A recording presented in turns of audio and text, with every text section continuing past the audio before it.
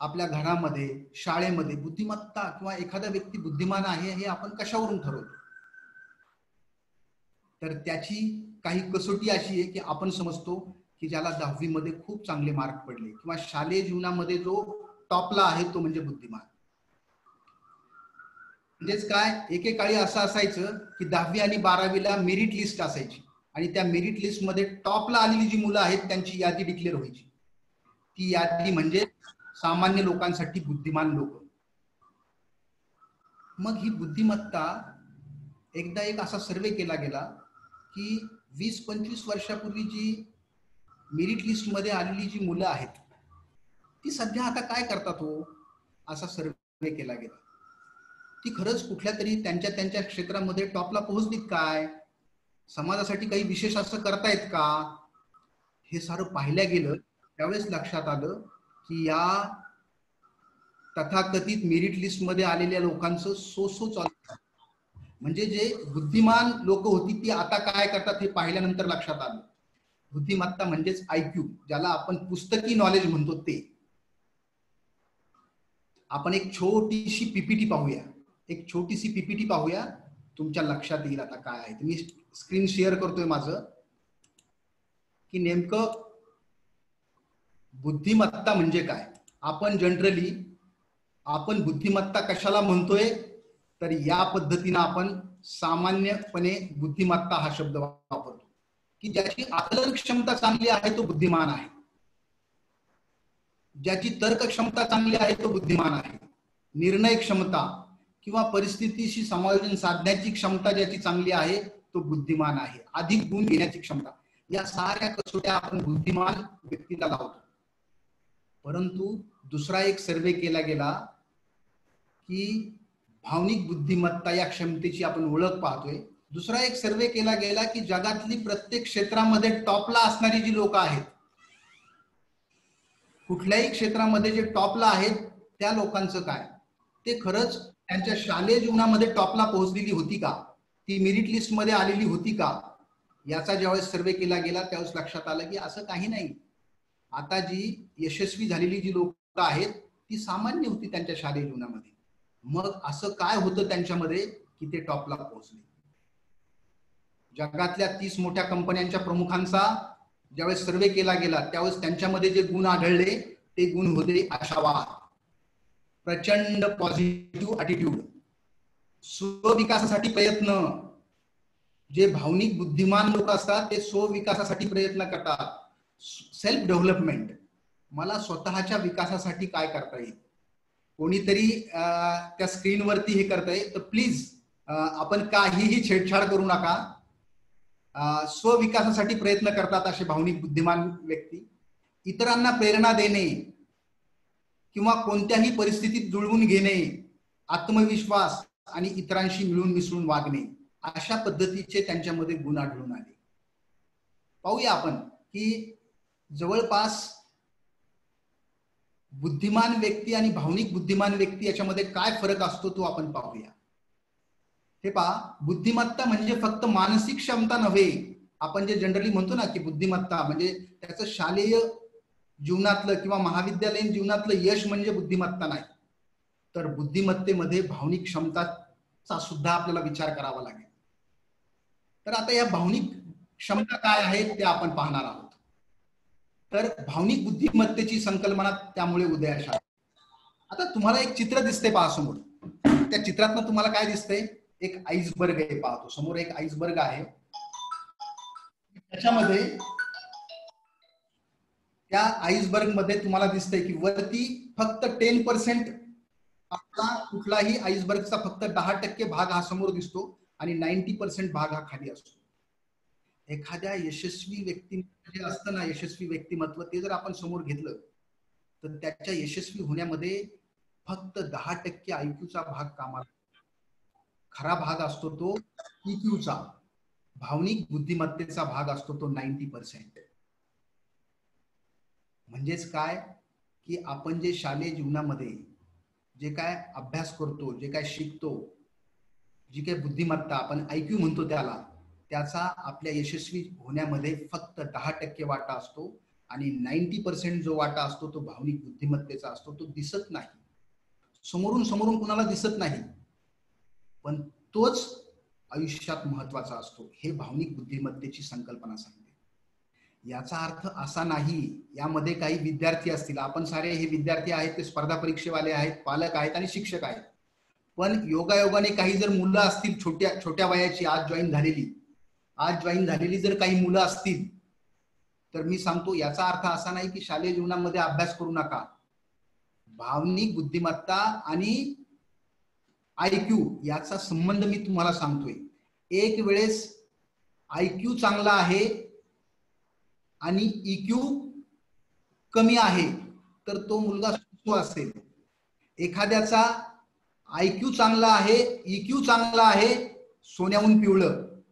एखाद्याचा IQ कमी आहे पण EQ खूपच चांगला आहे, तोही माणूस यशस्वी होऊ शकतो. थोडक्यात असा कुणी अर्थ लावून घेऊ नका की मी सांगायला आलोय की शालेय अभ्यासक्रम किंवा IQ महत्वाचा नाही, हे मी सांगत नाही, असा त्याचा अर्थ घेऊ नका. आज आपण संकल्पना पाहतोय IQ पेक्षा EQ किती महत्वाचा आहे आणि त्याला आपण शिक्षक, पालक आणि विद्यार्थ्यांनी, कोणत्या विद्यार्थ्यांनी, किशोर वय संपल्यानंतर म्हणजे जर 18-20 वर्षानंतरची जी मुलं आहेत त्यांनी आता भावनिक बुद्धिमत्तेकडे कसं लक्ष दिलं पाहिजे त्यासाठी आपण हे सारं सांगतोय. कुणीही असा अर्थ काढून घेऊ नका की IQ ला महत्व नाही. फक्त यशस्वी होण्यामध्ये IQ चा वाटा हा कमी असतो तर EQ चा वाटा हा सर्वात जास्त असतो. ओके, आता आपण पाहूया की भावनिक बुद्धिमत्ता म्हणजे काय. आता ही भावनिक बुद्धिमत्ता ही संकल्पना अमेरिकेतले एक मानसशास्त्रज्ञ आहेत डॅनियल गोलमन यांनी 1998 साली भावनिक बुद्धिमत्ता ही संकल्पना उदयास आणली. 1998 तुमच्याही लक्षात येत असेल तोपर्यंत ना आपल्याकडे मेरिट लिस्ट वगैरे तयार व्हायची आणि सगळीकडे पूर्ण जगभरामध्ये IQ ला महत्व होतं. पण या डॅनियल गोलमन यांनी 1998 ला त्यांचं इमोशनल इंटेलिजन्स नावाचं पुस्तक प्रकाशित झालं आणि जगभर एकदम खळबळ निर्माण झाली की अरे IQ ला पर्याय म्हणून हा EQ काय आलाय आणि EQ वरती चर्चा व्हायला लागली. आता आपण हा जो EQ आहे इमोशनल इंटेलिजन्स त्याची व्याख्या पाहूया की डॅनियल गोलमननी याची व्याख्या काय केली. खूप महत्वाची व्याख्या ही आणि या व्याख्येवरतीच आपलं सर्व आजचं सत्र असेल. स्वतःच्या व इतरांच्या भावभावना समजणे, स्वतःसाठी व इतरांसाठी प्रेरणादायी ठरणे, स्वतःच्या व परस्परातील भावनांचे नियमन करणे ही क्षमता म्हणजे भावनिक बुद्धिमत्ता होय. म्हणजे पहा आता काय सांगितलंय, स्वतःच्या भावना समजल्या पाहिजेत. आता स्वतःच्या भावना म्हणजे काय की तुम्हाला माहिती असेल भावना या दोन पद्धतीच्या असतात, एक पॉझिटिव्ह आणि निगेटिव्ह. प्रेम, आनंद, माया अशा पद्धतीच्या पॉझिटिव्ह भावना असतात, तर दुःख, द्वेष, संताप, मत्सर, लोभ या निगेटिव्ह भावना. आपल्याला आपल्या आयुष्यामध्ये स्वतःच्या भावना समजल्या पाहिजेत की मला कधी काय वाटतंय, मला कसं वाटतंय, आणि यासाठी आपण कधीच आपलं स्वतःकडे असं कधी पाहत नाही. खरं तर या कोरोनाच्या काळामध्ये आपल्याला लक्षात यायला लागले की अरे यार खूप बोर होतंय, माझा मूडच छान नाही. म्हणजे हे जे आहे ना, आपण आपल्या भावना समजण्यासाठी फक्त एक प्रश्न स्वतःला विचारायचा की आता तुला कसं वाटतंय, आता मला कसं वाटतंय, आणि ज्या क्षणी आपलं उत्तर येतं आतून की यस छान वाटतंय, समजायचं की आपल्यामध्ये पॉझिटिव्ह इमोशन. ज्यावेळेस आपल्याला बोर होतंय त्यावेळेस समजायचं की आपल्यामध्ये निगेटिव्ह इमोशन्स सुरू आहेत. आपल्याला स्वतःच्या भावना समजल्या पाहिजेत, स्वतःसोबतच इतरांच्या भावना समजल्या पाहिजेत. आता इतरांच्या भावना का, इतरांच्या भावना समजणं हे खूप महत्वाचं आहे. कारण आपण स्पर्धा परीक्षेद्वारे वेगवेगळ्या पदावरती काम करणार आहोत. शिक्षकाला विद्यार्थ्यांच्या भावना समजल्या पाहिजेत आणि सामान्य माणसाला आपल्या समोर येणाऱ्या व्यक्तीच्या जर भावना समजल्या तर जे काय आपलं आत्महत्येचं प्रमाण आहे, आपल्या समोर चेहरा दिसला की समजलं पाहिजे की मिया रोते क्यों. एक म्हण आहे आपल्याकडे, मिया रोते क्यों सूरत ही वैसी. आपल्याला जर कळलं की समोरच्या माणसाच्या चेहऱ्यावरून जर आपल्या लक्षात आलं की अरे याच्यामध्ये काहीतरी खळबळ चालू आहे, आतमध्ये काहीतरी आहे, तर आपण ऑटोमॅटिक या निगेटिव्ह इमोशन्स असणाऱ्या लोकांच्या आत्महत्या थांबवू शकतो. त्यांच्यामधल्या जे काय नकारात्मक जे काही वातावरण आहे ते आपण कमी करू शकतो. म्हणून स्वतःच्या समजल्या पाहिजेत, तसं इतरांच्या समजल्या पाहिजेत. स्वतःसाठी आणि इतरांसाठी प्रेरणादायी ठरणे. खरंच आपण स्वतःसाठी प्रेरणादायी असतो का हो? बरेच वेळेस आपण स्वतःलाच एक मेसेज देतो, काय खरंय माझं, आम्ही बिचारे, आम्ही गरीब, आम्ही दुबळे. म्हणजे काय, आपण स्वतःला प्रेरणादायी नाही ठरत, तो दुसऱ्यांसाठी काय ठरणार प्रेरणादायी? जो व्यक्ती स्वतःला प्रेरणा देऊ शकत नाही तो दुसऱ्याला काय देणार?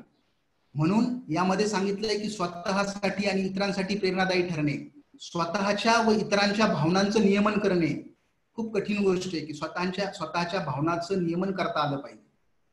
जर निगेटिव्ह इमोशन्स असतील तर त्या पटकन समजून त्या कमी कशा करता येतील, जर पॉझिटिव्ह इमोशन्स असतील तर त्या वाढवता कशा येतील. आता याच्यामध्ये परत प्रश्न आहे की काही भावना अशाही असतात की त्या आपल्याला वाटतात की पॉझिटिव्ह आहेत, पण त्याचा लॉंग टर्म इफेक्ट जो असतो तो नकारात्मक असतो. किंवा काही नकारात्मक भावना असतात पण त्याचा लॉंग टर्म इफेक्ट जो असतो तो पॉझिटिव्ह असतो. ते आपण पुढे पाहणारच आहोत आणि ते खूप इंटरेस्टिंग असेल. आपल्या स्वतःच्या आणि इतरांच्या भावनांचं नियमन करता आलं पाहिजे, आणि ही क्षमता म्हणजेच भावनिक बुद्धिमत्ता, असं डॅनियल गोलमन सांगतायत.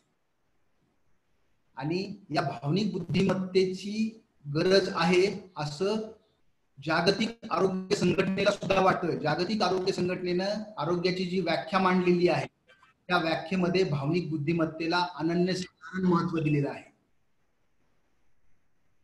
जी जागतिक आरोग्य संघटनेनं भावनिक बुद्धिमत्तेची जी निरोगी व्यक्तीचं जे लक्षण सांगितलंय, त्या निरोगी व्यक्तीच्या लक्षणामध्ये त्यांनी सांगितलं की जो व्यक्ती भावनिक बुद्धिमत्ता असणारा आहे तो निरोगी समजायचा. आता तुम्ही म्हणता हे कसं? समजा तुम्हाला माहिती आहे की क्रिकेटमध्ये युवराज सिंग यांना कॅन्सर झालेला होता, तरी त्या पिरियडमध्ये ते स्वतः क्रिकेट खेळत होते. म्हणजे तो व्यक्ती काय आपल्या दृष्टीने आजारी आहे, पण प्रत्यक्षात तो काय करतोय, क्रिकेट खेळतोय. म्हणजेच तो काय करतोय, त्याला स्वतःच्या भावना कळतात म्हणून तो दुसऱ्यालाही प्रेरणा देतोय. त्याला माहितीये की माझ्यामध्ये काहीतरी आहे, पण तरीही तो दुसऱ्याला प्रेरणा देतोय. म्हणजेच जागतिक आरोग्य संघटनेच्या दृष्टीने युवराज सिंग हा निरोगी व्यक्ती आहे, कारण त्याला हे सारं कळतंय. याच्या विरुद्ध समाजात असे काही की ते प्रत्यक्षात आजारी नाहीत, पण चेहऱ्याकडे पाहिलं ना उगाच लक्षात येतं याचं काय काय बिघडलंय गोळ्याचं, असा का चेहरा केला याने. म्हणजे काय, आपण काही लोक आजारी नसताना सुद्धा आजारी असल्यासारखा त्यांचा वागणं चालणं बोलणं असतं. ते म्हणजेच जागतिक आरोग्य संघटना सांगते की ही लोक म्हणजे त्यांना स्वतःच्या भावभावना समजत नाहीत, म्हणजे त्यांना आपण खरं तर रोगीच समजलं पाहिजे. सीसॅट नावाचा एक सब्जेक्ट आहे आपल्या MPSC UPSC ला, सिव्हिल सर्व्हिसेस ऍप्टिट्यूड टेस्ट. हे काय असतं की कुठलाही व्यक्ती किती बुद्धिमान आहे हे त्याच्या मार्कावरून माहिती आहे, ते काय पाहायची गरज नाही आता.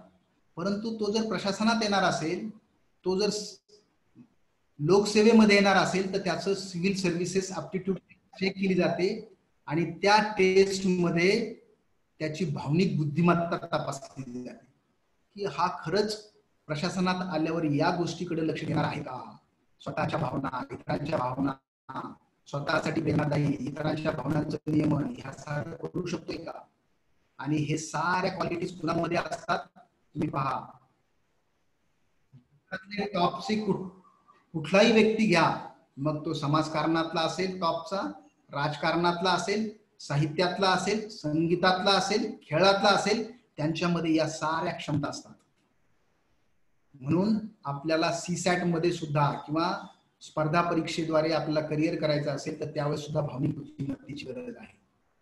शालेय अभ्यासक्रमामध्ये सुद्धा भावनिक बुद्धिमत्तेची गरज आहे. ज्यावेळेस टीचर्स, शिक्षक आपल्या विद्यार्थ्यांना शिकवतात त्यावेळेस आपल्याला हे सारं डोक्यात ठेवूनच आपल्याला करायचंय. विद्यार्थ्यांना आपल्याला सुरुवातीपासूनच आपले जे SCRT ची जी पुस्तकं आहेत, महाराष्ट्र शासनाची शालेय शिक्षण विभागाची पुस्तकं, त्याच्यामध्ये सुरुवातीलाच सांगितलेली आहे 10 जीवन कौशल्य. त्या 10 जीवन कौशल्यामध्ये भावनिक बुद्धिमत्ता हे एक सांगितलेलं आहे. म्हणून भावनिक बुद्धिमत्तेची आवश्यकता आहे. यानंतर आपण पाहतोय सर्वात महत्वाचा घटक भावनिक बुद्धिमत्तेचे घटक. भावनिक बुद्धिमत्तेचे नेमके काय घटक आहेत? तर भावनिक बुद्धिमत्तेचे फक्त 2 घटक आहेत आणि ते 2 घटक म्हणजेच आत्मव्यवस्थापन. आत्मव्यवस्थापन, सेल्फ मॅनेजमेंट. भावनिक बुद्धिमत्तेचे 2 घटक आहेत, एक आहे आत्मव्यवस्थापन आणि दुसरा आहे सामाजिक व्यवस्थापन. तर हा आत्मव्यवस्थापन म्हणजे काय, तर स्वतःला स्वतः बरोबर जुळवून घेणे. स्वतःला स्वतः बरोबर जुळवून घेणे म्हणजेच आत्मव्यवस्थापन. आता या कोरोनाच्या काळामध्ये ना, तोपर्यंत आपण कधी या आत्मव्यवस्थापनाकडे लक्षच देत नव्हतो, पण आता आपल्याला या 2 महिन्यात लक्षात आलंय की आपल्याला स्वतःचं मॅनेजमेंट करणं खूप महत्वाचं. आतापर्यंत आपण कोरोनाच्या पूर्वी आपण फक्त सामाजिक व्यवस्थापनच पाहायचो, स्वतःला दुसऱ्या बरोबर जुळवून घेणं. मला ऑफिसमध्ये जुळवून घेता येतंय का, मला समाजात जुळवून घेता येतं का, मला मित्रांबरोबर जुळवून घेता येतं का, हे पाहणं म्हणजे सामाजिक व्यवस्थापन. आपण कोरोनापूर्वी फक्त सामाजिक व्यवस्थापनाकडे लक्ष देत होतो, आता मात्र आपल्याला लक्ष द्यायचंय आत्मव्यवस्थापनाकडे. खरं पाहायला गेलं तर भावनिक बुद्धिमत्तेचे हे दोन्ही घटक महत्वाचे आहेत, परंतु सध्याच्या काळात सर्वात महत्वाचा घटक आहे तो सेल्फ मॅनेजमेंट. मला स्वतःला स्वतः बरोबर जुळवून घेता येतंय का, नंतर पाहूया आपण दुसऱ्या बरोबर जुळवून घ्यायचं जमतं की नाही ते नंतर पाहूया. आता स्वतःला स्वतः बरोबर तर जुळवून घेता येतंय का, आणि त्यासाठीचे 3 घटक आहेत. हे 3 घटक आपण आता पाहणार आहोत. आणि त्यानंतर सोशल मॅनेजमेंट म्हणजे सामाजिक व्यवस्थापनामध्ये स्वतःला इतरांबरोबर जुळवून घेताना आपण हे 2 घटक पाहणार आहोत. आता हे आपलं सत्र इंटरॅक्टिव्ह करता येत नाही आपल्याला, त्यामुळे मी सर्वांना विनंती करतो की तुमचे काहीही प्रश्न असतील तुमचे, तर ते कृपया बाजूला नोट डाऊन करून ठेवा, किंवा तुम्ही स्क्रीनवर विचारूही शकता, पण ते कृपया विचारण्यामध्ये काय होईल की तुमचं लक्ष विचलित होईल. त्यामुळे कृपया बाजूला तुमचे प्रश्न लिहून ठेवा. आपण प्रश्नोत्तराचं सत्र शेवटी घेणार आहोत. आणि आता हे सत्रामध्ये काय चाललंय, मला फक्त तुम्ही दिसतायत सारेजण, पण आपण याच्यावरती नंतर विचार करूया. त्यामुळे तुमचे कुठलेही प्रश्न असतील तर बाजूला ठेवा, ते आपण घेणार आहोत. तुमचा कुठलाही प्रश्न मी सोडणार नाही. आता आपण पाहतोय भावनिक बुद्धिमत्तेचे घटक, सेल्फ मॅनेजमेंट आणि सोशल मॅनेजमेंट. सेल्फ मॅनेजमेंट मधला पहिला घटक आहे आत्मभान, सेल्फ अवेअरनेस. भावनिक बुद्धिमत्ता असणारा व्यक्ती किंवा भावनिक बुद्धिमान असणाऱ्या व्यक्तीला आत्मभान असलं पाहिजे, सेल्फ अवेअरनेस. आता हे आत्मभान म्हणजे काय हो, स्वतःला स्वतःविषयीची जाणीव असली पाहिजे. स्वतःविषयीची जाणीव म्हणजे काय, किमान आपल्याला काही बेसिक गोष्टी स्वतःविषयीच्या माहिती पाहिजे. कारण काय, आता मी माझ्यावरून सांगतो, मला ना बाकीच्यांच्या गोष्टी साऱ्या माहिती असतात. हा काय करतो, तो काय करतो, त्याचा स्वभाव कसा आहे, याचा स्वभाव कसा आहे. म्हणजे आपण कायम म्हणजे आपण दुसऱ्यांचाच विचार करतोय की दुसऱ्यांविषयी आपण खूप छान मत प्रदर्शन करू शकतो. पण आपल्याला आता पाहायचंय की आपलं स्वतःला सेल्फ अवेअरनेस आहे का, काय आहे, माझी भावनिक जाणीव कशी आहे, मला कधी राग येतोय, मला कधी दुःख होतोय, माझा कधी मूड जातोय, कधी माझा मूड चांगला होतोय. हे सारं म्हणजे स्वतःची भावनिक जाणीव असते. ही जाणीव आपल्याला असली पाहिजे, हे म्हणजेच आत्मभान. स्वतःचं स्वपरीक्षण करता आलं पाहिजे, अचूक स्वपरीक्षण. कारण आपण दुसऱ्याचं परीक्षण करतो, पण स्वतःचं परीक्षण करता आलं पाहिजे की यस, मी कुठल्या कुठल्या गोष्टीमध्ये योग्य ट्रॅकवरती आहे, कुठल्या गोष्टीवरती मी जरा ट्रॅक सोडून बाहेर जातोय. हे करता येणं म्हणजेच स्वतःचं अचूक स्वपरीक्षण करता येणं. म्हणजे आपण तर सर्वांचं दुसऱ्याचं करायला तयारच असतो परीक्षण, पण आपलं स्वतःच आपल्याला करता आलं पाहिजे. म्हणजेच स्वतःला स्वतः बरोबर जुळून घेता आलं पाहिजे. स्वतःच्या क्षमतावरती विश्वास असला पाहिजे आपला की यस, मला काय करता येतं, ह्या क्षमता माझ्या आहेत, मी हे करू शकतो. माझ्या काय काय त्रुटी आहेत त्या समजल्या पाहिजेत आणि स्वतःची सामर्थ्य माहिती असली. थोडक्यात आत्मभानासाठी आपल्याला काय करता येईल, तर एक 4 शब्द आहेत पास. SWOT, SWOT. S म्हणजे स्ट्रेंथ, W म्हणजे विकनेस, O म्हणजे ऑपॉर्च्युनिटी आणि T म्हणजे थ्रेट. आपल्याला स्वतःची SWOT अनालिसिस करता आलं पाहिजे.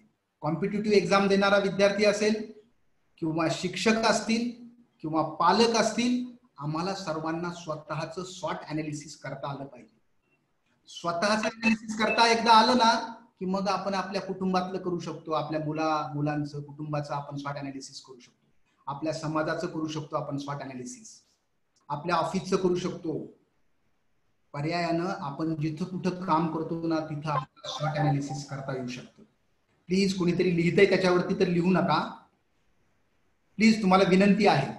म्हणजेच आपण जर हे स्वॉट अनालिसिस तंत्र जर शिकलो तर सर्वात अगोदर आपलं आत्मभान जागृत होईल आणि त्यानंतर आपण स्वतः सोबतच इतरांसाठी मदत करू शकतो. पण पहिली स्टेप आहे ती स्वतःची, सुरुवात स्वतःपासून. म्हणजे काय माहितीये का, आपण स्वतः, म्हणजे मला अगोदर असं वाटायचं, म्हणजे आता काल परवापर्यंत मला असं वाटायचं की आपण याला बदलवलं पाहिजे, त्याला बदलवलं पाहिजे, ऑफिसमध्ये या सुधारणा केल्या पाहिजे, या ठिकाणी ते केलं पाहिजे, असं मला कायम वाटायचं की मी ह्यांनी हे केलं पाहिजे. पण खरं पाहिलं तर आता लक्षात यायला लागलंय की कोणाला काही बदलायची गरज नाही, अगोदर स्वतः बदललं पाहिजे हे लक्षात आलंय. आणि माझे एक मार्गदर्शक आहेत, म्हणजे आमचे गुरु या पब्लिक स्पीकिंग आणि कम्युनिकेशन स्किल मधले माझे गुरु आहेत. तुम्ही त्यांचं नाव ऐकलं असेल, डॉक्टर अविनाश सावजी सर. जे अविनाश सावजी म्हणजे हे प्रयास त्यांची संस्था आहे, सर्वांनीच त्यांचं नाव ऐकलं असेल, ते माझे मार्गदर्शक आहेत. त्यांचं एक प्रसिद्ध स्लोगन आहे आणि ते आम्हाला सांगतात त्यावेळेस तो गोष्ट म्हणजे काय की मैं नाही तो कोण, म्हणजे तू करणार नाहीस तर कोण करेल हे. म्हणजे आपल्याला जे काय आयुष्यात करायचं ना ते दुसऱ्यांनी केलं पाहिजे असा विचार करण्यापेक्षा मैं नाही तो कोण, मी जर करणार नाही तो कोण करणार हा प्रश्न स्वतःला विचारा. आणि अब नाही तो कब, जर आता नाही तर मग कधी करायचं. ह्या दोन गोष्टी जर आपण फक्त ह्या दोन गोष्टी त्यांनी ज्यावेळेस हे सांगितलं ना त्यावेळेस मला लक्षात आलं की या दोन गोष्टी जर आयुष्यात ध्यानात ठेवल्या तर काहीच गरज पडणार नाही. आपला सेल्फ अवेअरनेस आपला खूप चांगला आणि व्यवस्थित होईल. आपण पाहतोय बुद्धिमत्तेच्या स्वतःला स्वतः बरोबर जुळून घेतानाच्या सेल्फ मॅनेजमेंट मधला आत्मभान. आपण आत्मभानासाठी सर्वात महत्वाचं उदाहरण, सर्वात प्रसिद्ध उदाहरण म्हणजे महात्मा गांधीजींचं माझे सत्याचे प्रयोग. माझे सत्याचे प्रयोग नावाचं जे पुस्तक आहे ना ते आत्मभानचं सर्वात चांगलं उदाहरण आहे, सर्वात चांगलं उदाहरण. आत्मभान कसं असावं.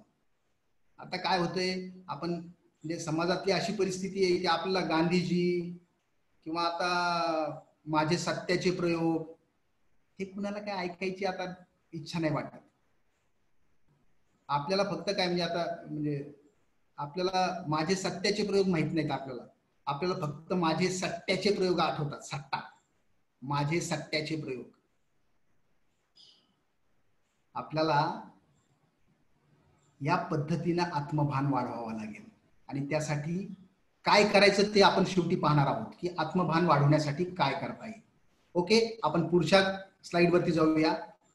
Self control.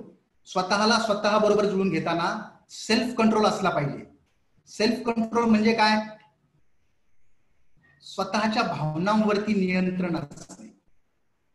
आपलं स्वतःच्या भावनांवरती नियंत्रण असले पाहिजे. मला कधी राग येतो, ठीक आहे, राग सर्वांनाच येतो, आनंद सर्वांनाच होतो, पण जी भावना आहे ना ती पटकन आपल्या लक्षात आली पाहिजे, कारण मला राग आलाय. किमान आपल्याला तेवढं जरी कळलं तरी आपण ते कमी करण्यासाठी प्रयत्न करू शकतो. निगेटिव्ह भावना ज्या आहेत त्या कमी करण्यासाठी आपल्याला प्रयत्न करता येईल. तसंच पॉझिटिव्ह भावना कशा वाढवता येईल यावरती सुद्धा आपल्याला प्रयत्न करता येऊ शकतो. आता यामध्ये स्वतःच्या भावनांवरती नियंत्रण असणे, यामध्ये तुम्हाला एक सांगायचंय मला की काही भावना ह्या सकारात्मक असतात पण त्याचे परिणाम मात्र नकारात्मक असतात. व्यवस्थित ऐका मी काय म्हणतोय, भावना सकारात्मक असतात पण परिणाम लॉंग टर्म इफेक्ट हे नकारात्मक असतात. अशा कुठल्या गोष्टी आहेत विचार करा की भावना सकारात्मक आहे, ते गोष्ट करताना खूप आनंद होतोय, खूप छान वाटते, पण इफेक्ट मात्र नकारात्मक आहे. व्यसनी लोक जे आहेत, सकारात्मक भावना पण इफेक्ट नकारात्मक. त्यानंतर सकारात्मक भावना पण इफेक्ट नकारात्मक. आपल्याला अशा कुठल्या कुठल्या गोष्टी आहेत की करताना खूप छान वाटते पण त्याचे इफेक्ट मात्र नकारात्मक असतात. आळशीपणा, आळस खूप छान वाटतो काही लोकांना. काही जणांना सकाळी झोपेतून उठायला नकोच वाटतं, तेव्हा झोपेतून खूप छान वाटतंय. आणखी छान वाटतंय पण ते कळलं पाहिजे हे छान वाटणं चांगलं नाही, कारण त्याचा इफेक्ट नकारात्मक आहे. तसंच काही भावना नकारात्मक असतात पण त्याचे परिणाम सकारात्मक असतात. असं काय असतं पहा बरं. असं काय असतं की भावना नकारात्मक आहे, एखादी गोष्ट करताना खूप त्रास होतो. अभ्यास अभ्यास कुणाला वाटतो करायचा, अभ्यास करताना त्रास होतो पण त्याचं फळ मात्र चांगलं मिळते. असं आणखी काय, ज्या ज्या गोष्टी सेल्फ डेव्हलपमेंटच्या साऱ्या गोष्टी घ्या तुम्ही, त्या करताना आपल्याला नकारात्मकच भावना असतात. सकाळी योगा प्राणायाम ध्यान किंवा काही व्यायाम करायला तुम्हाला आवडतंय का, भावना नकारात्मक असतात पण त्याचे फायदे मात्र सकारात्मक आहेत. हे आपल्याला कळलं पाहिजे की आयुष्यात फक्त चांगलं वाटतंय हे सुद्धा इंडिकेटर महत्वाचं नाही, चांगलं वाटल्यानंतर त्याचं काय होणार आहे किंवा नकारात्मक वाटतंय पण त्याचंही पुढे काय होणार आहे हे सुद्धा महत्वाचं आहे. वर्तनामध्ये विश्वास पात्रता असतो, सेल्फ कंट्रोल असणाऱ्या लोकांच्या वर्तनामध्ये सच्चेपणा असतो. आपल्या सदसद विवेक बुद्धीशी प्रामाणिक राहून ते निर्णय घेतात. हे जे सेल्फ कंट्रोल असणारी लोक आहेत ते जो काय निर्णय घेतात तो लोक काय म्हणतील हा बिलकुल विचार करत नाहीत. भावनिक बुद्धिमान असणारी लोक स्वतःला काय वाटतंय त्याचा विचार करतात आणि आयुष्यात साऱ्या गोष्टी ज्या असतात ना, लोक काय म्हणतील याच्यावरच सारे निर्णय ठरलेले. लोक काय म्हणतील, लोकाला हे आवडेल का, कशाला लोकांचा विचार करताय. एकच पहा, तू जे करतोस ते योग्य करतोयस का, चांगलं करतोयस का, स्वतःच्या फायद्याचं आहे का, इतरांच्या फायद्याचं आहे का, त्याच्यामधून लोकांना आनंद मिळणार आहे का, तुला आनंद मिळणार आहे का. हे जर होणार असेल तर कशाला विचार करतोस. अब नाही तो कब, सुरू करून द्या. ही जी सेल्फ कंट्रोल असणारी लोक आहेत ती इनोव्हेटिव्ह असतात, इनोव्हेटिव्ह सर्जनशील असतात, नवोपक्रमशील असतात, काहीतरी नवीन नवीन करायची यांच्यामध्ये उर्मी असते. यांचं वैशिष्ट्य कशीही परिस्थिती निर्माण झाली तरी ते जुळवून घेतात. सेल्फ कंट्रोल असणारी लोक. कोरोना आला ओके, लॉकडाऊन आहे ओके, रडत नाही बसायचं. काय ते लॉकडाऊन असेल मग त्याच्यामध्ये हे असं झालं, कारण काय आता या 2 महिन्यामध्ये सर्वात जास्त नकारात्मकता बाहेर आहे. निगेटिव्हिटी एवढी वाढली, प्रत्येकाच्या घरात बाहेर समाजात सगळीकडे निगेटिव्हिटी वाढली. याचं आपल्याला काय करता येईल, ह्या निगेटिव्हिटी वाढलेली याचा फायदा कुठे करून घेता येईल. आता खरं तर विद्यार्थी मित्र आहेत, शिक्षक आहेत, पालक आहेत, आपल्याला कोरोना पूर्वीचं जग आणि कोरोना नंतरचं जग, आपण या लॉकडाऊन मध्ये काय केलं याच्यावरती आपलं भविष्य ठरणार आहे. आपल्याला आणखीन 2-4 वर्षांनी किंवा काही दिवसांनी आपल्याला लोक विचारतील की तू कोरोनाच्या काळात काय केलंस रे, आणि ते जर आपल्याला काही सांगता आलं, सांगण्यासारखं जर आपल्या जवळ असेल तर मात्र भविष्य चांगलं असेल. नाहीतर काय, कोरोनामध्ये मी 2-3 महिन्यात काही नाही, ऑफिस नव्हतं, नुसतं झोपत होतो, मजा करत होतो, याने काहीच होणार नाही. म्हणून ही जी व्यक्ती असतात सेल्फ कंट्रोल असणारी, ती समायोजन साधतात. परिस्थिती कशी जरी असली तरी त्या परिस्थिती बरोबर ते जुळवून घेतात.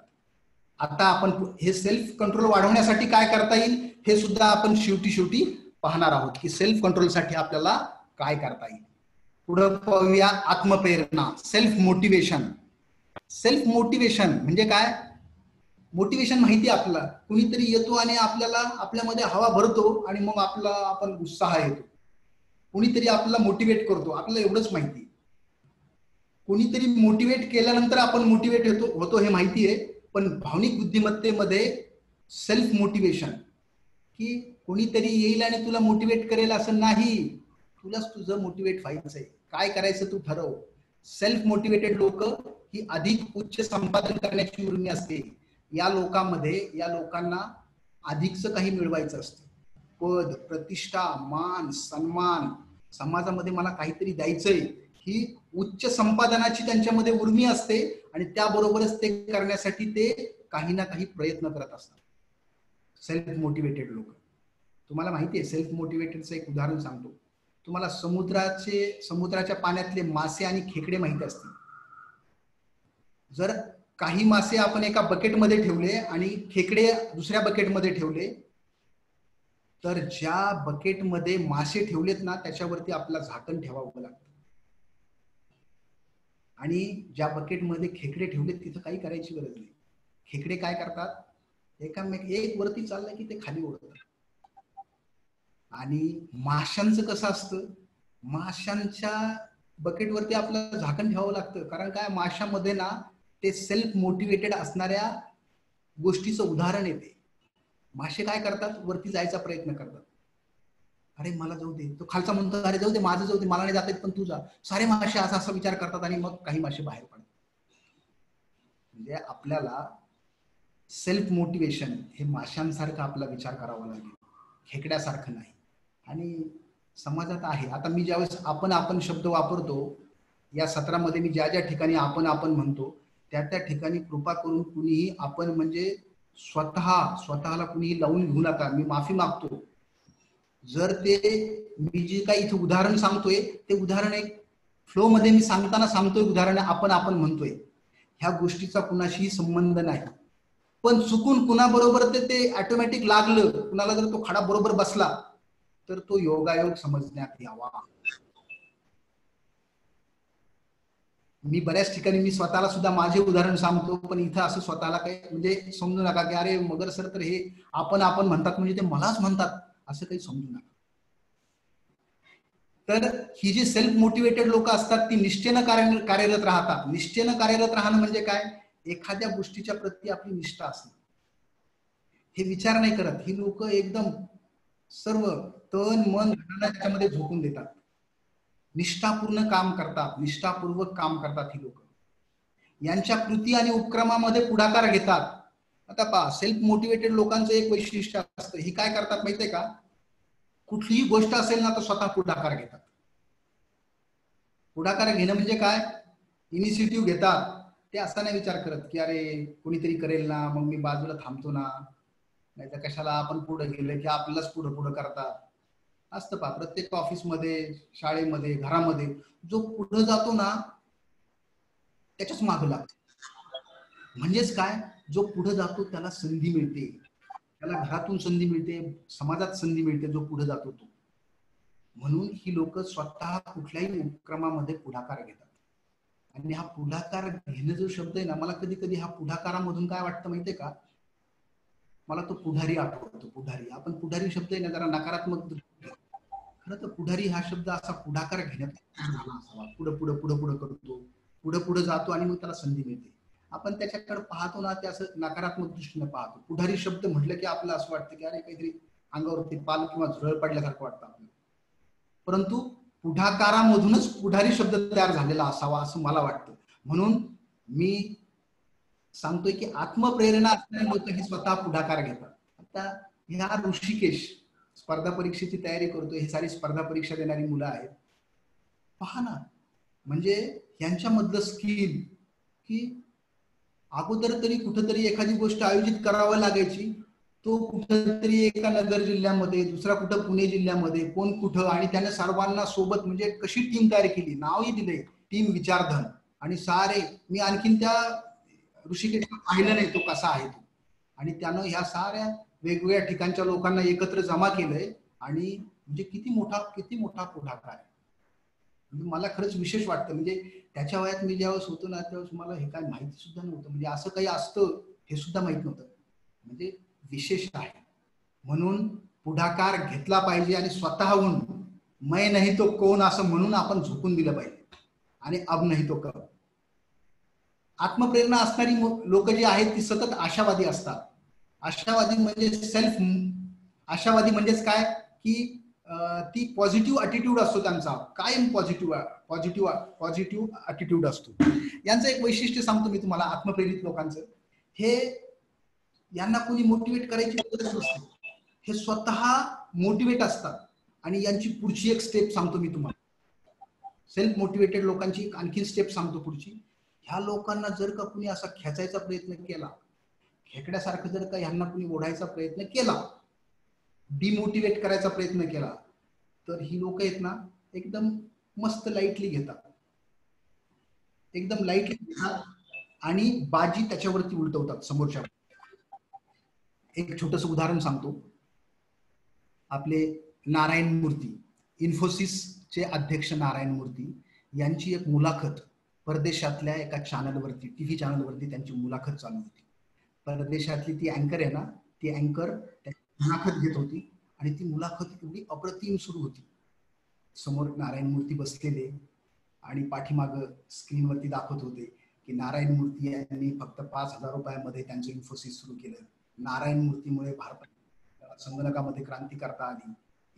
इंडिया हा किती ग्रेट आहे, भारत किती ग्रेट आहे, संगणकामध्ये तो कुठं कुठं गेलाय, पाठीमागं चालू होतं. आणि मग ती हळूच काय म्हणते, हे सारं खरं आहे पण तरीही एक वैशिष्ट्य आहे की नारायण मूर्ती ग्रेट आहे, त्यांची इन्फोसिस ग्रेट आहे, भारत ग्रेट आहे, पण तरीही नारायण मूर्तींचा मुलगा मात्र संगणकाचं शिक्षण घेतोय आणि ते मात्र अमेरिकेतल्या विद्यापीठामध्ये घेतोय. असं तिने एक खुशीतपणे म्हटलं. म्हणजे तिला खाली ओढायचं होतं, थोडंसं मूर्ती साहेबांना खाली ओढायचं होतं. म्हणजे तिनं थोडंसं त्यांना खाली ओढलं. असं मुलाखतीमध्ये होत असतं पहा, एक असं चांगलं चालू असतं आणि मध्येच कुणीतरी हळूच पिन टोचतो, हवा काढून घ्यायचा प्रयत्न करतो. तर ती म्हणते की पहा ना, नारायण मूर्तीचा मुलगा मात्र तिकडे अमेरिकेत शिकतोय आणि ते ग्रेट आहे. असं कसं? नारायण मूर्तींनी शांतपणे त्यांच्याकडे पाहिलं, एक स्माइल दिलं आणि सांगितलं, हो ते खरं आहे, तुम्ही म्हणतात ते खरं आहे की इंडिया ग्रेट आहे, इन्फोसिस ग्रेट आहे, नारायण मूर्ती ग्रेट आहे, परंतु माझा मुलगा अमेरिकेत शिक्षण घेतो हे खरं आहे. पण त्याचंही एक कारण आहे. माझा मुलगा भारतातली संगणकाची एंट्रन्स परीक्षा पास होऊ शकला नाही.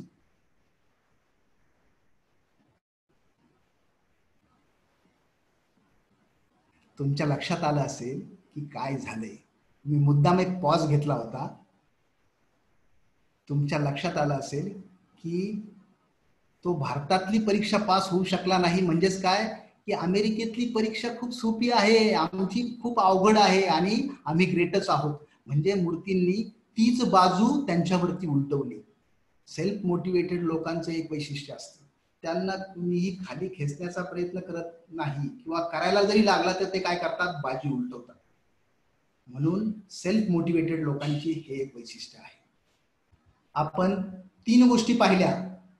हे जे आत्मव्यवस्थापन आहे, सेल्फ मॅनेजमेंट, ह्या सेल्फ मॅनेजमेंट मध्ये आपण या 3 गोष्टी पाहिल्या: आत्मभान, आत्मनियमन आणि आत्मप्रेरणा. स्वतःला स्वतःबरोबर जुळवून घेताना या 3 गोष्टी महत्वाच्या आहेत. आता आपण जातोय सामाजिक व्यवस्थापनाकडे. सामाजिक व्यवस्थापन म्हणजेच सोशल मॅनेजमेंट. स्वतःला इतरांबरोबर जुळवून घेणं. स्वतःला इतरांबरोबर जुळवून घेणं म्हणजेच काय की मी घराच्या बाहेर, मी घरातल्या इतर लोकांशी कसा जुळवून घेतोय, समाजात गेल्यानंतर कसा राहतोय, माझ्या ऑफिसमध्ये कसा राहतोय किंवा मी समाजात काय करतोय, तर ते म्हणजे सामाजिक व्यवस्थापन, सोशल मॅनेजमेंट. आणि सोशल मॅनेजमेंट मध्ये या 2 बाबी येतात. त्या 2 बाबी म्हणजेच एक आहे समानुभूती, इम्पथी. इम्पथी म्हणजे काय हो? इम्पथी म्हणजेच तुम्हाला सिंपथी माहिती असेल, सिंपथी, किंवा सहानुभूती माहिती असेल, सहानुभूती. थोडा वेळ तुम्ही ही समानुभूती बाजूला ठेवा. सहानुभूती म्हणजे काय की एखादा जर काही दुःखात असेल, काही अडचणीत असेल, त्याची अडचण आपल्याला समजली की आपण म्हणतो, अरे रे, अरे रे, याच्या बाबतीत असं झालं का, याच्या बाबतीत असं नको होतं व्हायला. म्हणजे हे जे करतो ना आपण, फक्त सहानुभूती दाखवतो. ही झाली सहानुभूती. पण ही समानुभूती म्हणजे काय? बरेच जण कोणीतरी हात वरती करतायत किंवा काय. आपण सर्वात शेवटी प्रश्न, सर्वात शेवटी हा कोण बोलतय? हात वर करू शकतो. आपण सर्वात शेवटी प्रश्नोत्तर घेऊया, कारण आता वेळ कमी आहे. ही समानुभूती म्हणजे काय? तर एखादा समोरचा व्यक्ती जर काही दुःखात असेल, त्याला जर काही अडचण असेल, तर त्याच्या जागेवर मी असतो तर काय केलं असतं असं समजणं म्हणजे समानुभूती.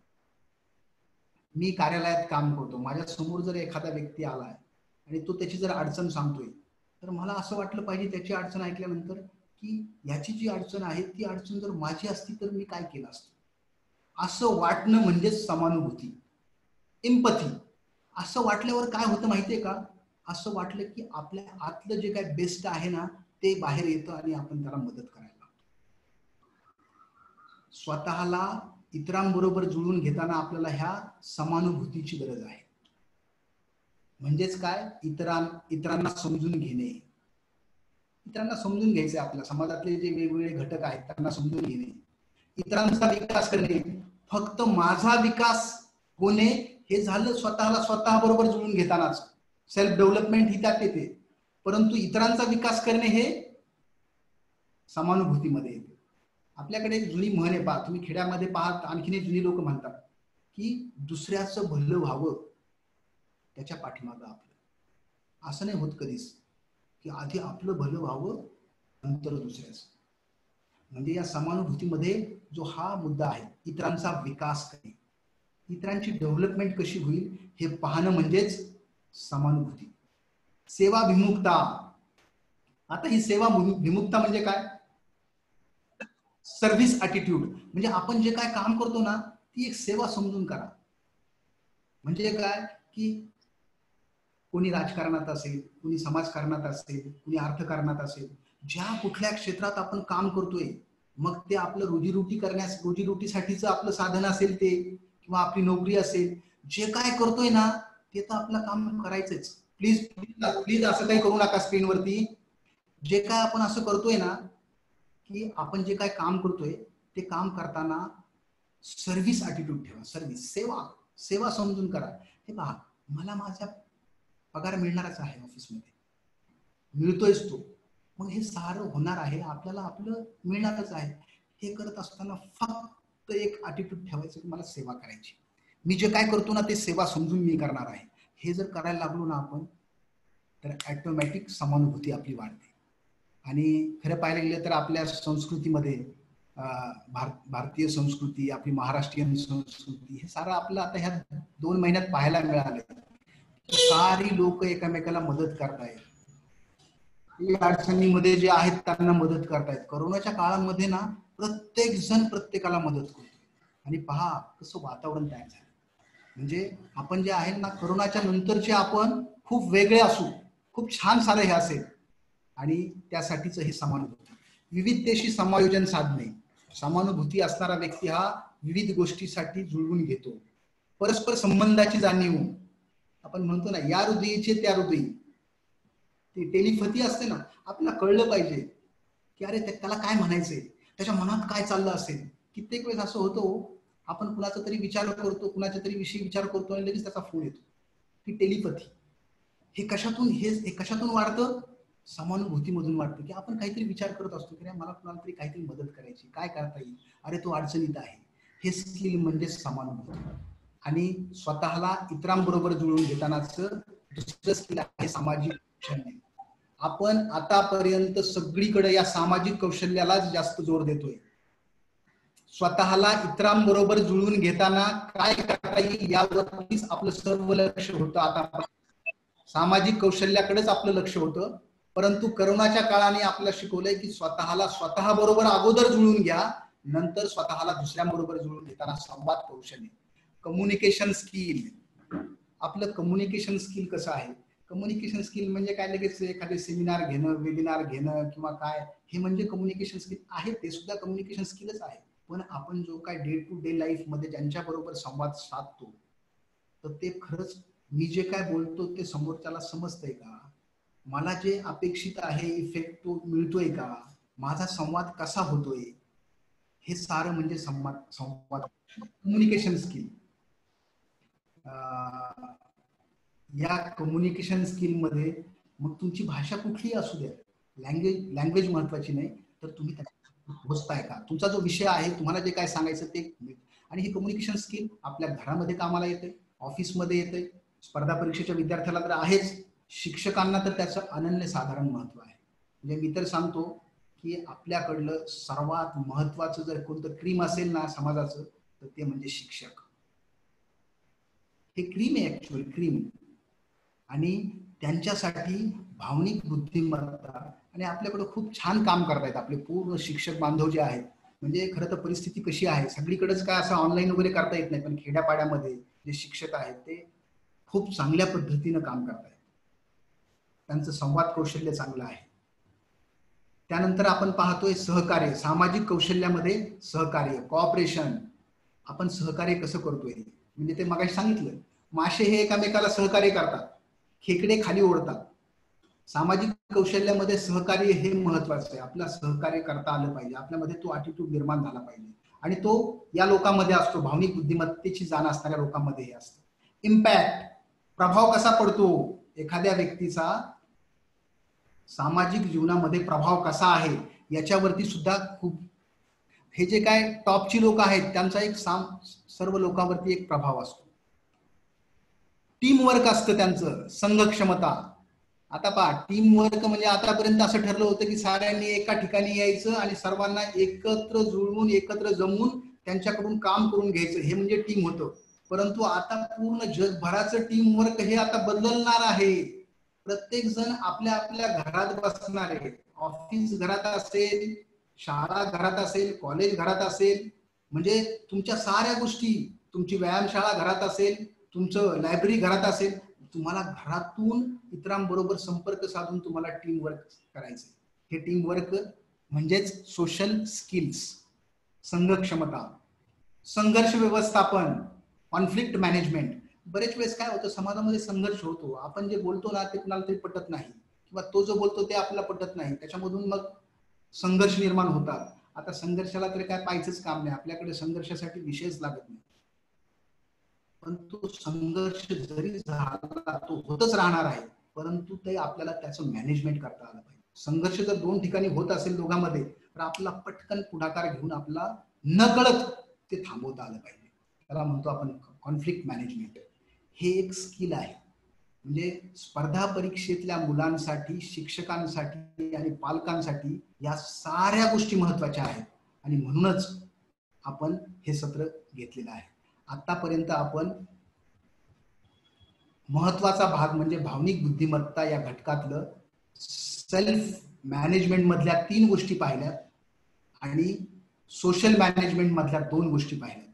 आणि या दोन्ही गोष्टी पाहिल्यानंतर आपल्या आता लक्षात आलंय की भावनिक बुद्धिमत्तेचे हे 2 घटक आहेत.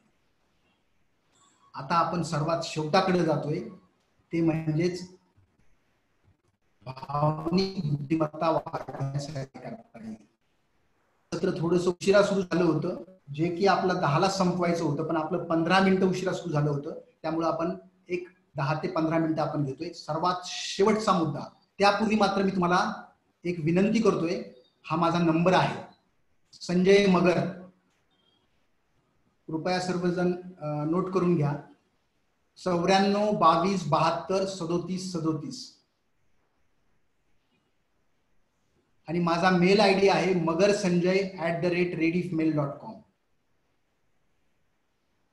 आपण सारेजण रविवारी आलेला आहात, हे सत्र जॉईन केलंय रविवारी, आणि तेही सकाळी सकाळी 9 वाजता. खरं पाहायला गेलं तर कुठलंच सत्र सध्याच्या काळामध्ये, हा सकाळचा 9ची वेळ म्हणजे सर्वांची झोपण्याची वेळ असते, सकाळी आवरण्याची वेळ असते. या वेळेमध्ये तुम्ही सारेजण आलात, आणि माझ्याकडून मला ही संधी मिळाली, तुम्ही ही संधी मिळवून दिली. माझी फक्त एक छोटीशी विनंती असेल की या सत्राविषयीचा तुमचा अभिप्राय कृपया मला या माझ्या मोबाईल नंबरवरती किंवा माझ्या ईमेलवरती मला जर तुम्ही टाकला, तर मला माझ्या पुढच्या सत्रामध्ये मला काय बदल करायचा ते कळेल. आणि जर चांगला अभिप्राय असेल तर मला मी मोटिवेट होईल, काही सुधारणा असतील तर मी. फक्त एवढीच माझी विनंती आहे की या नंबरवरती तुम्ही कृपया मला तुमचा अभिप्राय मला तुम्ही टाकू शकता. ठीक आहे, आपण आपल्या शेवटच्या गोष्टीकडे जाऊया. कृपया त्याच्यावरती ते पुसून टाका काय लिहिलंय ते. भावनिक बुद्धिमत्ता वाढवण्यासाठी आपल्याला काय करता येईल, हा आपला सर्वात शेवटचा भाग आहे, आणि यानंतर आपण प्रश्न उत्तर घेणार आहोत. सर्वात शेवटचा भाग, भावनिक बुद्धिमत्ता वाढवण्यासाठी काय करायचं. आता आपल्या लक्षात आलं, भावनिक बुद्धिमत्ता वाढवण्यासाठी प्रमुख 2च घटक आहेत, स्वतःला स्वतःबरोबर जुळून घेणे, आणि दुसरं स्वतःला इतरांबरोबर जुळून घेणे. आणि ह्या 2 घटकांमधले टोटल 5 घटक हे आपल्याला त्याच्यावरती काम करायचं. त्यातल्या स्वतःला स्वतःबरोबर जुळवून घेणे याच्यातले 3 घटक आहेत, आणि ते 3 घटक, पहिला आहे तो आत्मभान. या आत्मभान वाढवण्यासाठी आपल्याला काय करता येईल? प्लीज प्लीज प्लीज प्लीज कोणीतरी काहीतरी करतंय. प्लीज आत्मभान वाढवण्यासाठी काय करता येईल? तर ते म्हणजेच एक 4 पेपर घ्यायचे, कोरे कागद घ्यायचे आणि एकदाच होऊन जाऊ द्यायचं. आपलं बरेच वेळेस वाटतं ना की मी फार ग्रेट आहे, मी येऊ करू शकतो, मी येऊ करू शकतो. कधी कधी वाटतं अरे माझं काही खरं नाही, मी बिचारा आहे, मी गरीब आहे, मी दुबळा आहे, असं वाटतंय ना. होऊन जाऊ द्या एकदाच. 4 पेपर घ्या, 4 कागद घ्या, पहिल्या कागदावरती लिहा स्वतःच्या क्षमता, स्वॉट करा स्वतःच. स्वतःच्या क्षमता काय आहेत, 1 2 3 होऊन जाऊ द्या. फार ग्रेट आहे ना मी, होऊन जाऊ द्या एकदा. माझ्यामध्ये सामर्थ्य काय आहे ते लिहून काढा. दोष काय काय आहेत, उणिवा काय आहेत, या 4 गोष्टी तुम्ही वेगवेगळ्या पेपरवरती लिहून काढा. तुमच्या लक्षात आपलं आत्मभान काय आहे.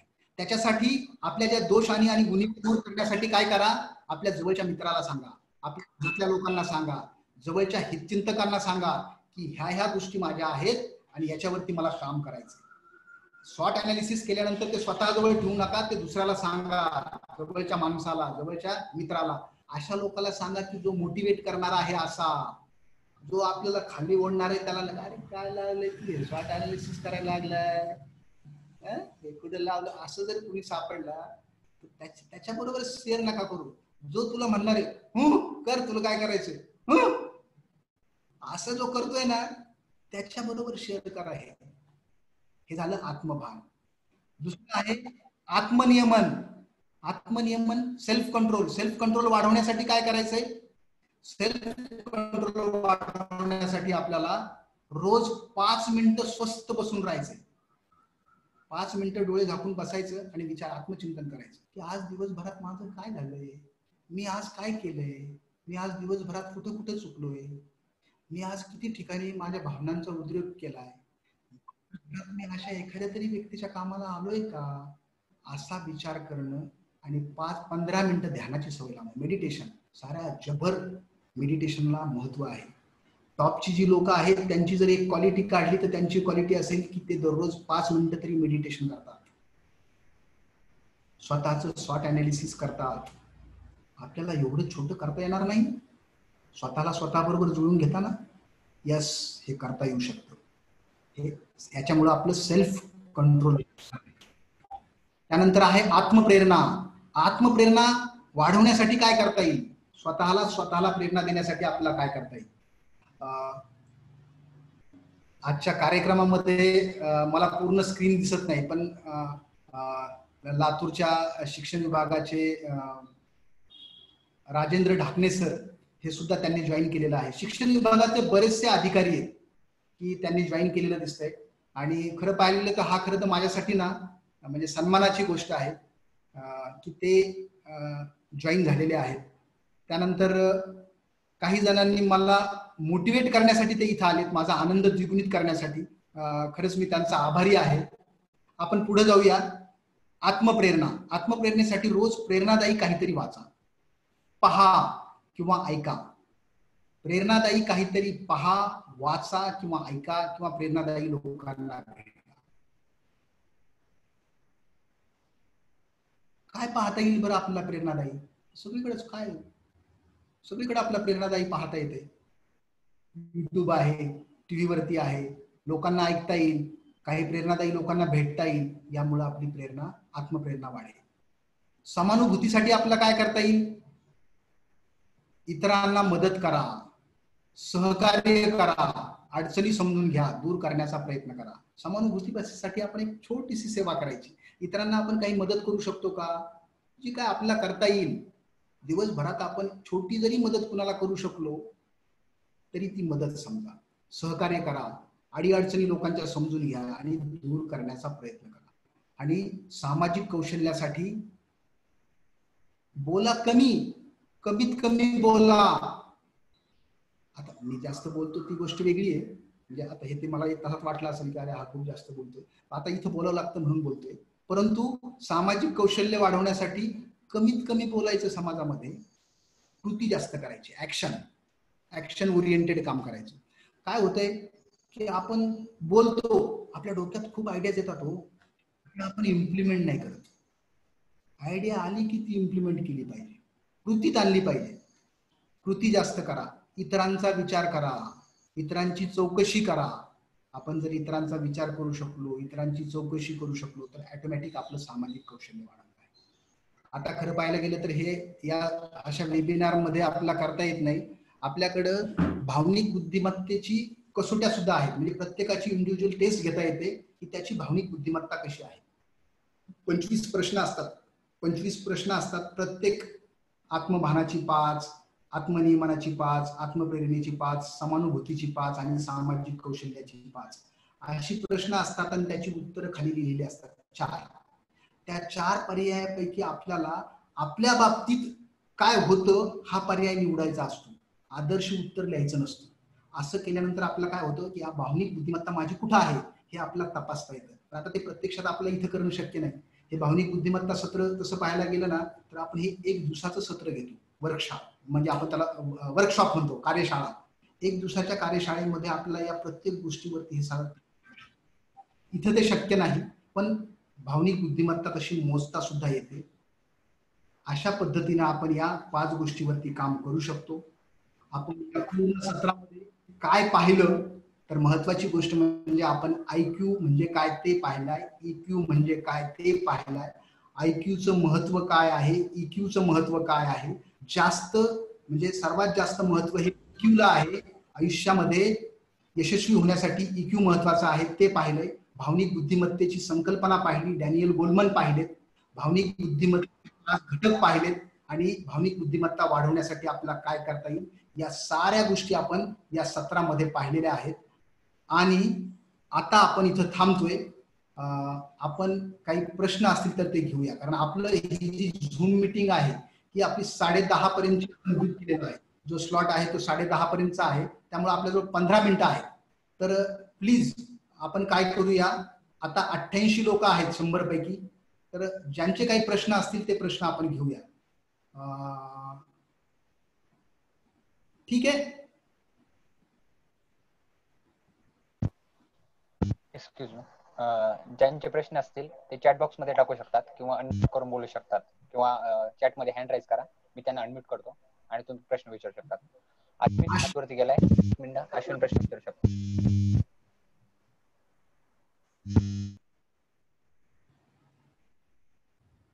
हा अश्विन बोल. अश्विन बोलतोय का? अश्विन स्वतःला तू. हा hello sir. Hello sir. Hello hello sir. हा हॅलो, गुड मॉर्निंग सर. हा गुड मॉर्निंग. हा सर, तुमचा लेक्चर खरंच खूपच फायदेशीर होता. Thanks a lot for this. Okay, thank you. Sir माझा एक डाऊट होता. तुम्ही बोललेलो EQ इज मोर म्हणजे 90% सक्सेस मध्ये EQ चा समावेश असतो आणि IQ ओनली 10%. सर IQ याचा सरळ अर्थ की आपण पाठ्यपुस्तकांच्या माध्यमातून बोल तू, घेतलेलं बोल बोल. ज्ञान, पाठ्यपुस्तकांच्या माध्यमातून घेतलेलं ज्ञान. सर IQ म्हणजे पाठ्यपुस्तकामधून घेतलेलं ज्ञान असेल तर सर त्याच्यावरच बिल्डिंग EQ ची होते. याचा सरळ अर्थ सर आपण EQ is the most important to be build our personality ना सर. Okay IQ. ओके, तुझ्या प्रश्नाचं उत्तर देतोय. तुझा व्हिडिओ आम्हाला पाहू दे ना. Okay sir. Okay sir.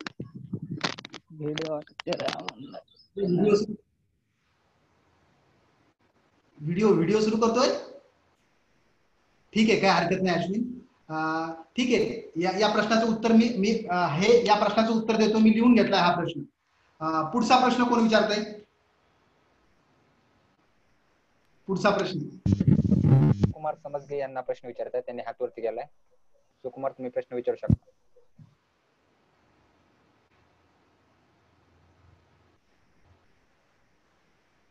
पुढे कोण विचारते? नमस्कार सर, सुकुमार बोलतोय. सुकुमार समजगे बोलतोय. सुकुमार. हा सुकुमार समजगे, औरंगाबाद बोलतो सर. सर आपण आता जे सर्वांना जी माहिती दिली ही अतिशय खूप छान होती आणि आमच्या पूर्ण फॅमिली बसला आपण हा कार्यक्रम अटेंड करतोय. मुलांसाठी पण आणि आमच्या पालकांसाठी पण खूप चांगली होती. सर माझी अजून एक रिक्वेस्ट होती आपल्याला, आपण मुलांसाठी आणि सर्वांसाठी खूप अतिशय उत्कृष्ट असं मार्गदर्शन केलंय. काही आम्ही एक छोटे उद्योजक आहोत ह्याच्यामध्ये. तर आमच्या उद्योजकांच्यासाठी आणि आमचा जो स्टाफ असतो, कामगार वर्ग, यांच्यासाठी सुद्धा जर काय एखादा सेमिनार अरेंज करता आला तर सर आमच्यावरती बरेचसे तुमचे सपोर्ट मिळेल तुमचा आम्हाला. सर धन्यवाद सर. तुम्ही जे म्हणताय तर मला खूप आवडेल सर. म्हणजे खरं सांगायचं म्हणजे ही माझी हॉबी आहे, मला आवडतं. माझ्या ऑफिसच्या कामाच्या व्यतिरिक्त दुसरा शनिवार, चौथा शनिवार, रविवारच्या दिवशी लोकांबरोबर ती असं बोलायला मला आवडतं. जर माझ्या बोलण्यामधून तुम्हाला काही मिळणार असेल तर मी स्वतःला खूप भाग्यवान समजेल. तुम्ही मला कधीही सांगा, माझा फोन नंबर मी दिलेला आहे, मला आवडेल. मी सुट्टीच्या दिवशी. आणि आता काय करायचंय मला सांगा. एकेकाळी आपल्याला कार्यक्रम घेण्यासाठी कुठेतरी हॉल बुक करावा लागायचा, लोकांना जमा करावं लागायचं, तिथं समोर त्या प्रमुख पाहुण्यांचं करावं लागायचं सारं, हार तुरे पुष्पगुच्छ, पार्किंगची व्यवस्था करावी लागायची. अहो मला सांगा, त्या तुलनेत आता काय करायचंय हो. मी फक्त 1 तास बसलो इथं माझं घरातलं आवरून, आणि त्यामुळं असं तुम्ही पुढाकार घेताय, मला खूप आवडेल आणि मी स्वतःला धन्य समजेल. सर कधीही मला कॉल करा, आपण हे करूया. पुढचा प्रश्न. धन्यवाद. Thank you sir. Thank you.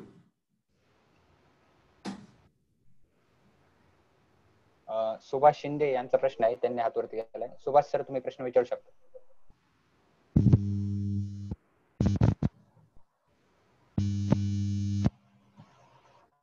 Hello sir. हा मी ऐकतोय सर. सर नमस्कार सर. तुमचा आभारी आहे सर, आणि बरेच दिवसानंतर तुम्हाला मी पाहतोय.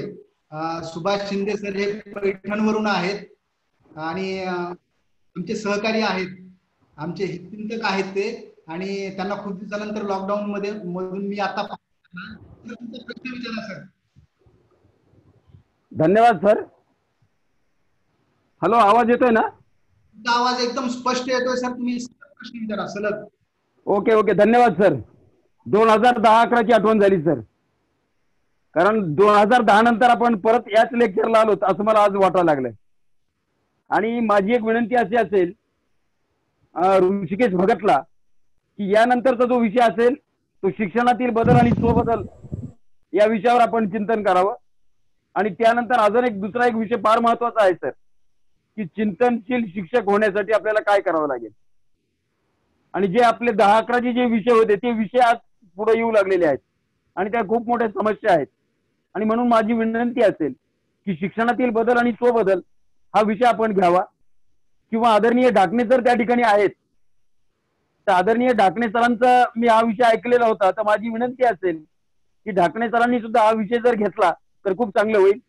आणि त्याचबरोबर कुमारवयीन विद्यार्थ्यांना समजून घेताना हा पण फार महत्वाचा विषय आहे, की त्या विद्यार्थ्यांना समजून घेताना आपल्याला काय करावं लागेल.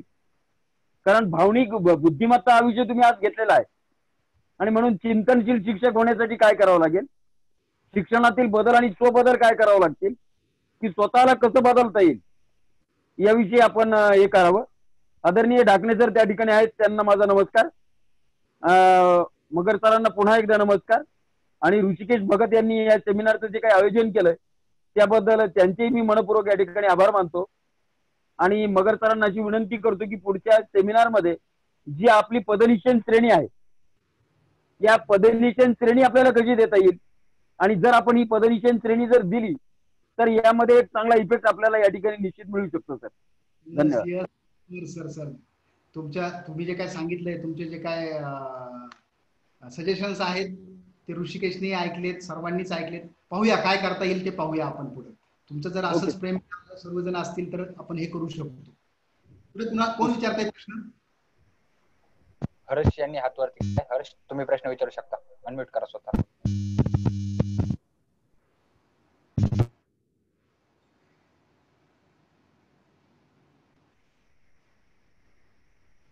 ठीक आहे ऋषिकेश. ऋषिकेश सर्वांना म्यूट करून टाक. ऋषिकेश 2 मिनिटं. आपण 10 वाजून 30 मिनिटापर्यंतच आपलं हे स्लॉट बुकिंग झालेलं आहे. 5 मिनिटं बाकी. त्यापूर्वी अश्विनच्या प्रश्नाचं मी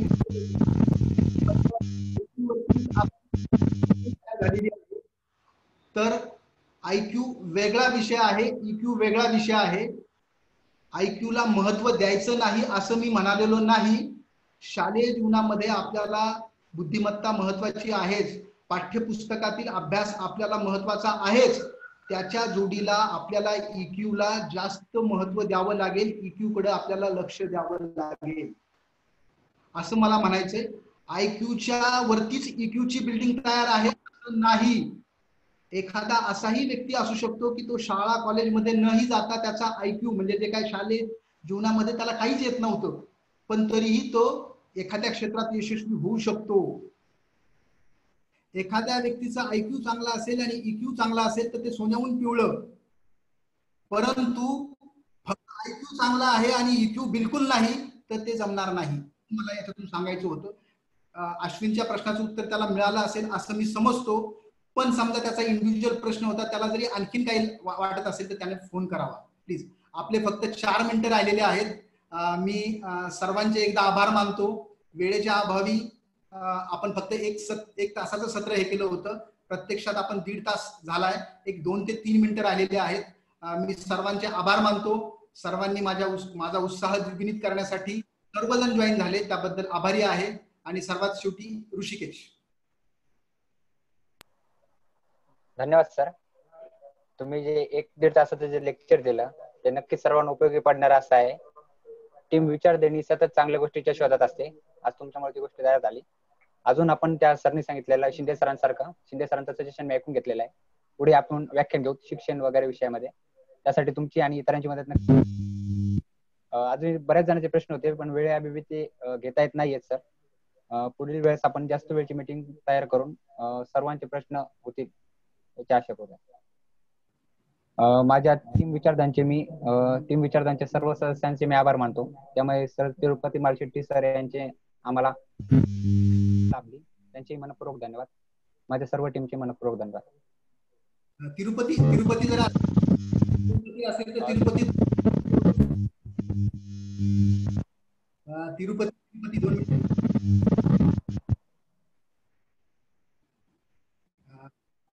तिरुपती नाही वाटतं. ठीक आहे, आपण इथं थांबूया. परत एकदा सर्वांचे आभार, धन्यवाद. धन्यवाद सर. धन्यवाद. Thank you very much.